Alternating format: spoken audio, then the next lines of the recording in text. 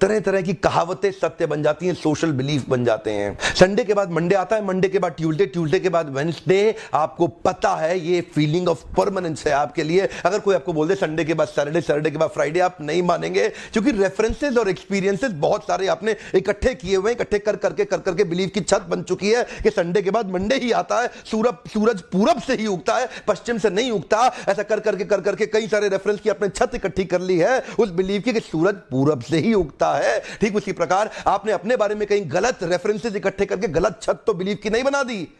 बहुत सारे लोगों की समस्या यही है, उन लोगों ने अपने बारे में गलत रेफरेंसेस इकट्ठे कर रखे हैं। लोगों ने बोला तू नहीं कर सकता, मैथ्स में फेल हो गया, वो एक रेफरेंस इकट्ठा हुआ, एक एक्सपीरियंस आया है कि इमोशन आया, और ऐसा एक्सपीरियंस इमोशन उसका इंटरप्रिटेशन क्या निकाला। अगर आपका इंटरप्रिटेशन है मैथ्स मेरे बस की नहीं है, नहीं कर पाऊंगा, अंग्रेजी कभी नहीं सीख पाऊंगा, और दूसरे लोग इंटरप्रिटेशन ये भी निकाल सकते हैं मैथ्स तो मैं ही सीखूंगा, अंग्रेजी तो तुरंत सीख के दिखाऊंगा।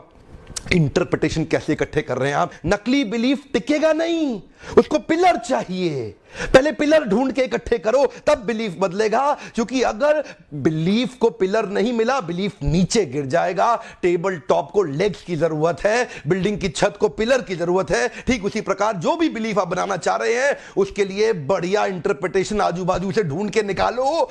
ऑप्टिमिस्टिक आदमी नेगेटिव परिस्थितियों का भी बढ़िया इंटरप्रिटेशन निकाल देता है, लेकिन पेसिमिस्टिक आदमी पॉजिटिव परिस्थितियों में से भी गलत इंटरप्रिटेशन निकाल देता है। इसलिए पेसिमिस्टिक व्यक्ति के जीवन में फेलियर की संभावनाएं बढ़ जाती हैं। ऑप्टिमिस्टिक व्यक्ति अपने आप को अपनी क्षमता से थोड़ा ऊपर आकलन करके बहुत तेजी से भागता है। कॉन्फिडेंस, फीलिंग ऑफ परमानेंस, उसकी जो फीलिंग ऑफ सर्टेनिटी है ना, बिलीफ है मैं करके दिखाऊंगा। कई तरह के सोशल प्रूफ और सोशल बिलीफ भी होते हैं, कहावतें बन जाती हैं बहुत सारी। वो क्या कहते हैं, अब पछताए होत क्या जब चिड़िया चुग गई खेत। मुझे तो ये ठीक नहीं लगता बिलीफ। हाँ, अब पछताए होत क्या, क्यों नहीं होता? पछताओ ना, अच्छे से पछता लो, इतना पछता लो कि दोबारा चिड़िया को खेत चुगने नहीं देंगे। नहीं तो चिड़िया बार बार आकर के खेत चुग के ले जाएगी, आपका जिंदगी भर खेत चुगती रहेगी। अगर आपने तुरंत बाउंस बैक करके पछतावा करके सही करेक्टिव एक्शन नहीं लिए।